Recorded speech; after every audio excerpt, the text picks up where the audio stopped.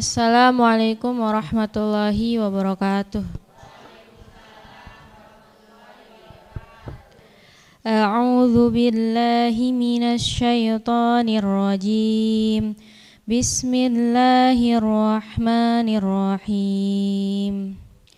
Ya ayyuhal muddaththir qum fa'anzir wa rabbaka fakabbir wa thiyabaka fatahhir warrujza fahjur wa la tamnun tastakthir wa li rabbika fasbir fa idza nukira fin naqur falidzalika yawma idzi yawmun asir alal kafirina ghairu.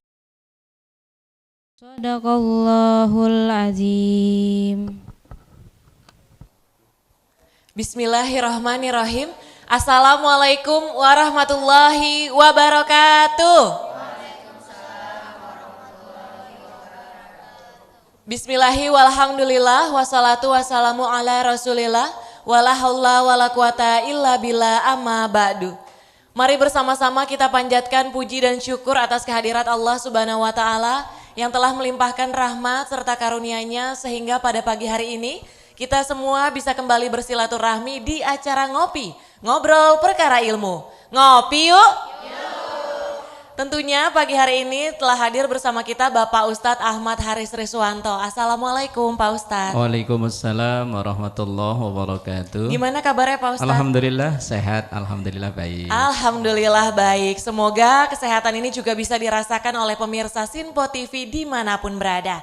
Nah pemirsa, untuk topik ngopi kita pada pagi hari ini yaitu terkait hukum najis dalam Islam. Nah ini seperti apa? Untuk penjelasan lebih lanjutnya kita akan langsung saja mendengarkan. Silakan Pak Ustadz. Baik. Assalamualaikum warahmatullahi wabarakatuh.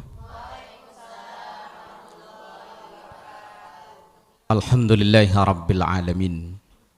Summassalatu wassalamu ala sayyidil mursalin wa ala alihi wa ashabihi ajma'in amma ba'du.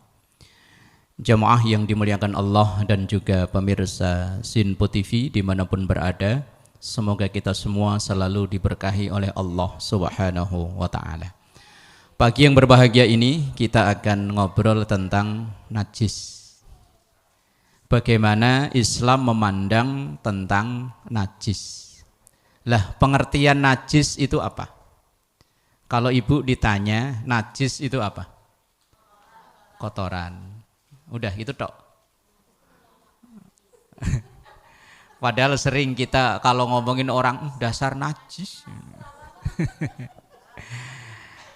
Ada keterangan yang ditulis Imam Nawawi Banten dalam kitab Kasyifatus Saja, syarah dari kitab Safinatun Najah.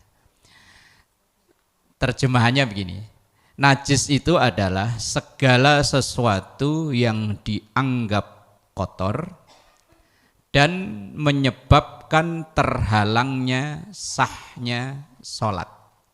Itu disebut dengan najis. Kotor belum tentu najis, bersih belum tentu suci. Ada sesuatu yang kita anggap kotor tapi ternyata tidak najis. Dan ada yang kita anggap suci tapi yang kita anggap bersih tapi ternyata malah dihukumi najis. Umpama, mohon maaf.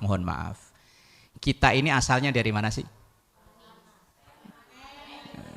Sperma kan? Iya, kita ini kan asalnya dari sperma. Sperma itu kita anggap kotor, tapi itu tidak najis. Lah kalau sperma najis, ini najis semua ini. Wong kita asalnya dari situ. Itu kita anggap kotor kan, tapi tidak najis.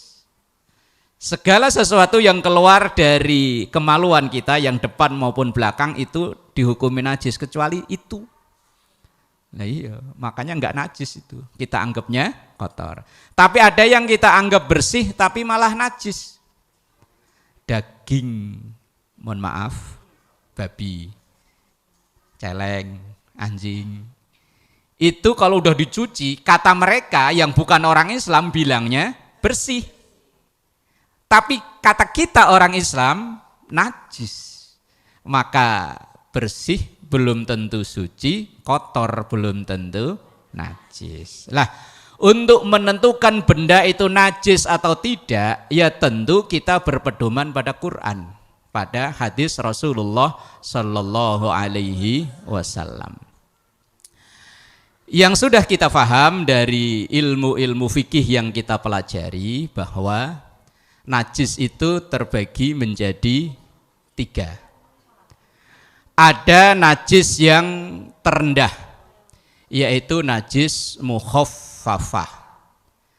Cara mencucikannya gampang, asal dikepret-kepretin air, disiram sekali saja, udah bersih. Itu najis mukhaffafah.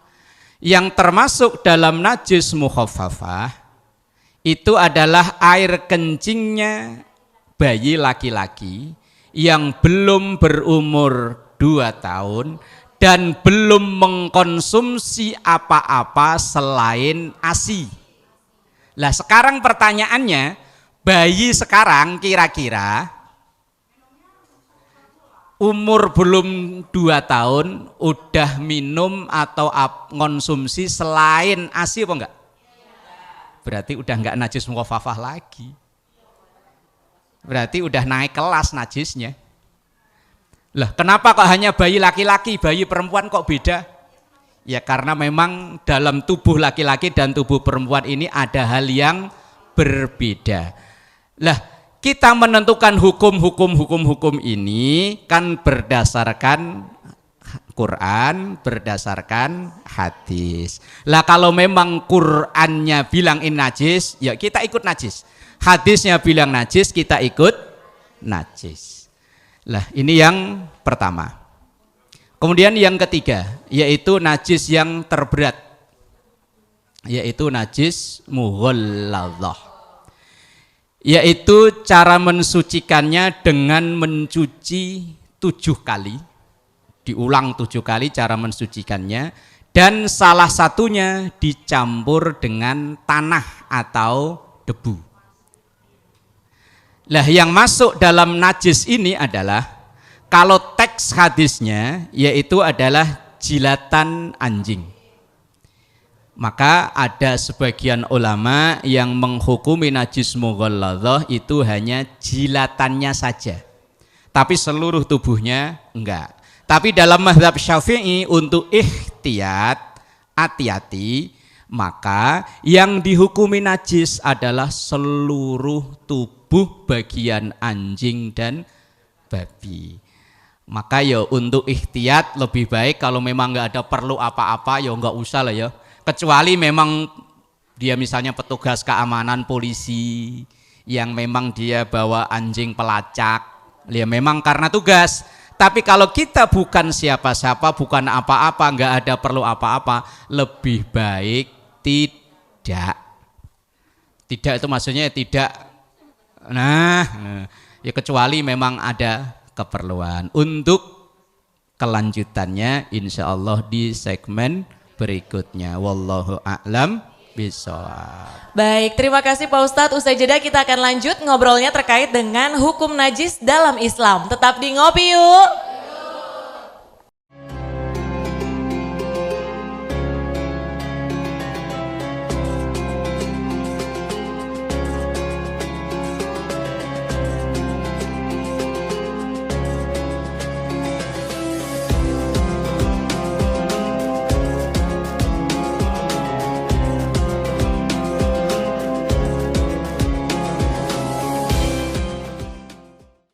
Alhamdulillahirrabbilalamin, Anda masih menyaksikan Ngopi, ngobrol perkara ilmu. Ngopi yuk.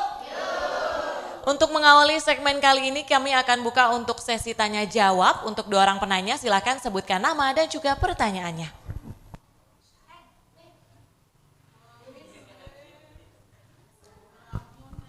Assalamualaikum warahmatullahi wabarakatuh. Waalaikumsalam warahmatullahi wabarakatuh. Nama saya Siswati, mau bertanya Pak Ustadz, apakah sholat seseorang yang dalam badan atau pakaian ada najis dihukumnya sah? Mohon penjelasannya. Wassalamualaikum warahmatullahi wabarakatuh. Waalaikumsalam warahmatullahi wabarakatuh. Assalamualaikum warahmatullahi wabarakatuh. Waalaikumsalam warahmatullahi wabarakatuh. Nama saya Tin. Ingin bertanya dong Pak Ustadz.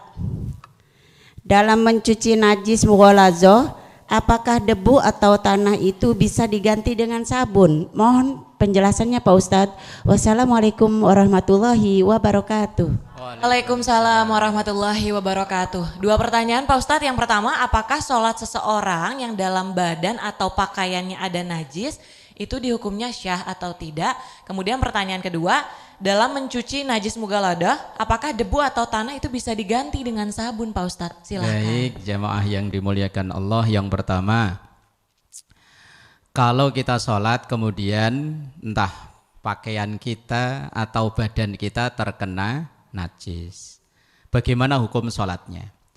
Termasuk yang membatalkan sholat adalah ketika badan kita, pakaian kita atau tempat kita terkena najis, maka saat itu sholatnya batal. Tapi najis yang bagaimana dulu? Karena dalam hal ini ada najis yang namanya najis ma'fu, ada yang ghairu ma'fu. Ma'fu itu artinya najis yang dimaafkan. Hukumnya tetap najis tapi dimaafkan. Maksudnya dimaafkan itu begini, sholatnya tetap boleh lanjut alias tidak batal.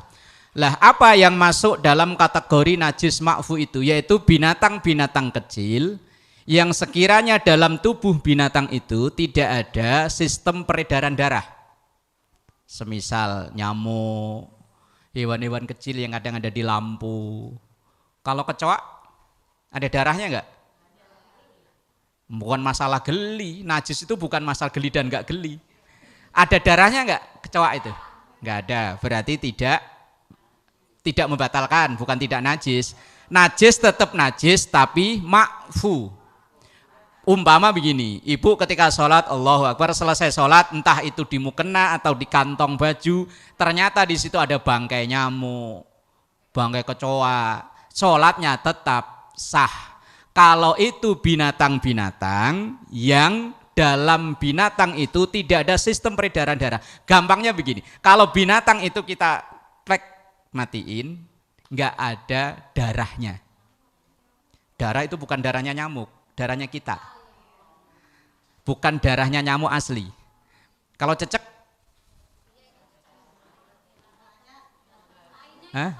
bukan masalah tainya, hewannya dulu dibahas. Kalau hewannya nggak najis, maka otomatis kotorannya juga nggak najis. Kalau cecek itu umpama kita lukain badannya, kok tidak ada darah, maka dia termasuk yang ma'fu. Ma'fu itu tetap hukumnya dia itu najis tapi dimaafkan. Kalau itu terkena di tempat sholat kita, entah di tempat, di pakaian atau di badan, maka otomatis tidak batal. Tapi kalau yang najis ghairu ma'fu, yang tidak dimaafkan, umpama ibu lagi sholat Allahu Akbar, dari plafon bangkai tikus jatuh, brok. Tikus kan berdarah, jatuh pas di tempat sajadah, tempat sholat, maka otomatis sholatnya batal. Atau mungkin sholat lagi miara ayam, sholatnya agak di teras atau apa, di situ ayam, tiba ayam-ayam bagi-bagi rezeki, jerot, kena di pundak atau di mana, maka otomatis sholatnya batal. Karena ini najis yang ghairu ma'fu. Maka najis dari sisi ini ada dua, ada ma'fu dan ghairu ma'fu. Yang ma'fu itu dimaafkan, tetap hukumnya itu najis, nanti selesai sholat baru dibuang, tapi sholatnya tetap sah. Tapi kalau yang ghairu ma'fu, saat itu juga terkena najis, sholatnya batal, harus dibatalkan. Kalau darah nyamuk, bukan darah nyamuk, aslinya darah kita, diisep sama nyamuk, begitu kita sholat, nempel di sini. Merah tuh. Ini gimana ini?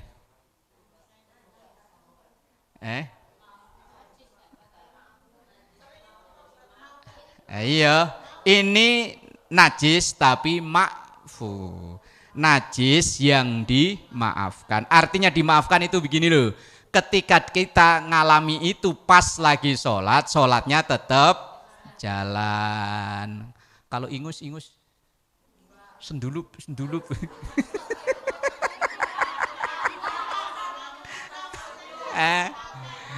Ingus tidak najis. Iler. Iler.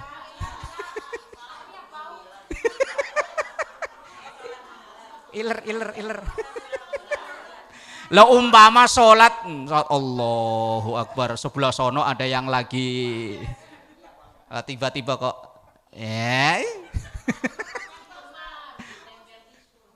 kucing tidak najis dengan bulu, kecuali itunya, kalau bulunya apa enggak.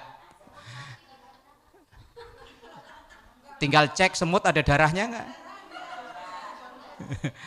Jadi yang pertama patokannya yang ma'fu itu hewan-hewan kecil.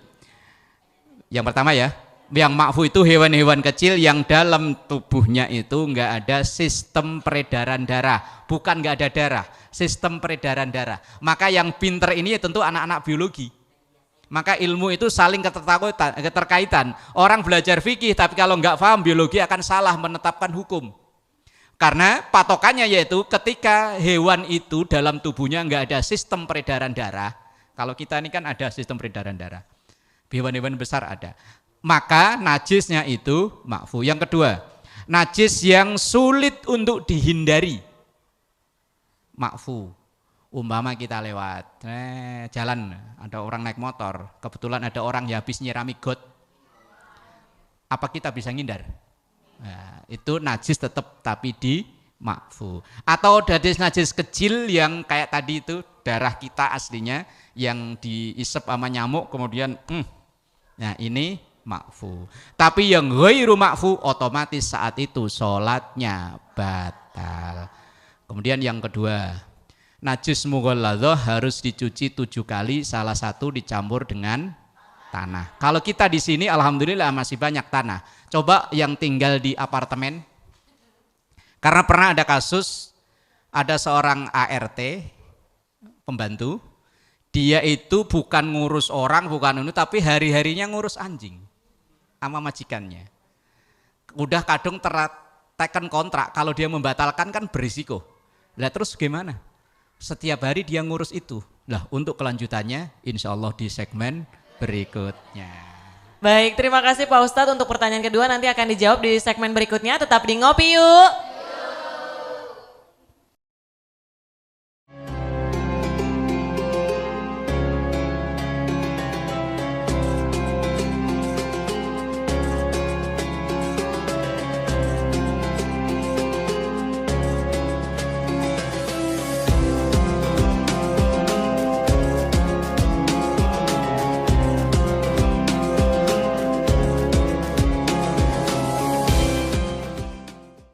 Pemirsa Sinfo TV dimanapun berada, Anda masih menyaksikan Ngopi, Ngobrol Perkara Ilmu. Ngopi yuk!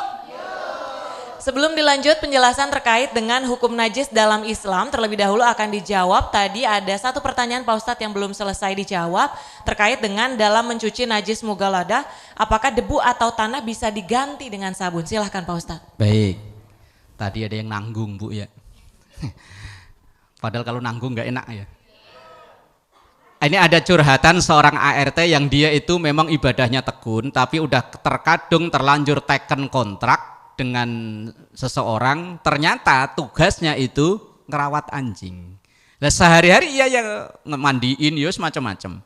Lah setiap hari setiap dia akan sholat kan nyuci. Lah kalau dia tinggal di apartemen, umpama lantai 1600, lo ngawur aja kok ya. Bebas waji ya ngawur kayak. Pokoknya susah lah kalau dia turun ke bawah nyari. Maka dalam keadaan seperti itu berlaku kaidah fikih adz-dzarurat tubihul mahdzurat. Sesuatu yang darurat membolehkan yang asalnya tidak boleh. Kalau kita di sini masih mudah menjumpai tanah, maka pakai tanah. Tapi karena dalam keadaan saya kayak tadi contohnya nggak ada tanah, maka ya silahkan pakai deterjen. Kenapa seperti itu? Saya pernah baca satu artikel, wallahu alam, ya perlu diteliti lagi apakah benar apa enggak artikel itu. Tapi itu diperkuat ada dalam kitab namanya Ibanatul Ahkam. Bahwa dalam jilatan atau air liur anjing itu ada semacam bakteri atau mikroba yang bisa mati hanya dengan tanah. Tidak bisa mati direbus walaupun dengan sekian ratus derajat. Enggak mati itu. Hanya matinya dengan tanah. Maka Rasul memerintahkan salah satu dari 7 basuhan itu dicampur dengan tanah. Tapi kalau darurat ya wis, ad-darurat tubihul mahzurat. Sesuatu yang darurat memperbolehkan yang asalnya tidak boleh. Maka berkali-kali saya sampaikan di forum-forum pengajian bahwa hukum fikih itu tidak titik tapi koma. Saya tanya, sholat 5 wajib itu hukumnya? Sholat 5 waktu hukumnya? Belum tentu. Ketika ibu menstruasi apakah tetap wajib? Enggak. Daging anjing haram? Belum tentu. Bagi yang darurat boleh, hasa sekedar pokoknya bisa buat mulihin tenaga. Tapi kalau sayang dihabisin lah, ya haram. Makanya hukum fikih itu koma. Kayak tadi, nyuci harus dengan debu. Tapi kalau debunya nggak ada, keadaannya sulit, ya silahkan. Yang ada apa? Selain hanya cuma air, ya deterjen itu tadi. Maka hukum fikih itu tadi saya bilang koma. Kalau hukum akidah, hukum tauhid titik, Allah satu titik, nggak bisa. Masa sih cuma atu? Nah, nggak bisa. Itu hukum tauhid. Kalau hukum fikih koma. Puasa Ramadan ya belum tentu, koma. Makanya kita nggak boleh ngotot dengan hukum fikih. Nah, itu diantaranya najis yang tadi kan ada mukhafafah, mughalladah, yang tengah-tengah mutawassithah. Selain dari mukhafafah tadi najisnya anak kecil yang belum umur 2 tahun, belum konsumsi apa-apa, yang sekarang kayaknya bayi kayak begitu udah nggak ada. Bayi lahir udah langsung dikasih. Kemudian najis mughalladah lah, ya selain 2 ini namanya mutawassithah. Banyak ragamnya. Cara mensucinya disiram dengan air, yang penting hilang warnanya, hilang baunya, kalau perlu diicipin. Hilang rasanya. Lah tahu rasa kan diicipin kan? Lah iya, umpama ininya kena ayam bagi-bagi rezeki tadi, disiram begitu, udah nggak ada. Terus dicium, udah nggak ada. Kalau perlu rasa, udah nggak ada, berarti udah suci. Dan najis itu juga ada ainiyah, ada hukmiyah. Ainiyah itu kalau barangnya masih ada. Hukmiyah itu barangnya sudah tidak ada tapi belum dicuci. Misalnya ini karpet dikencingin anak, udah kering kencingnya tapi belum dicuci, itu namanya hukmiyah. Hukumnya najis tapi barangnya sudah tidak ada. Wallahu a'lam. Terima kasih Pak Ustadz. Semoga topik ngopi kita pada pagi hari ini terkait hukum najis dalam Islam ini bisa bermanfaat bagi seluruh pemirsa Sinpo TV dimanapun berada. Saya Tiara Dianti mewakili kerabat kerja yang bertugas, pamit undur diri. Terima kasih. Wassalamualaikum warahmatullahi wabarakatuh. Nastaghfirullahaladzim laqal ma'bud ya dzal jalali wal ikram. Bismillahirrahmanirrahim. Alhamdulillahi rabbil alamin. Rabbana taqabbal minna innaka antas samiul alim wa tub alaina innaka antat tawwabur rahim. Rabbana atina fid dunya hasanah wa fil akhirati hasanah wa qina adzabannar. Sallallahu ala sayyidina Muhammad wa ala alihi wa sahbihi wasallam.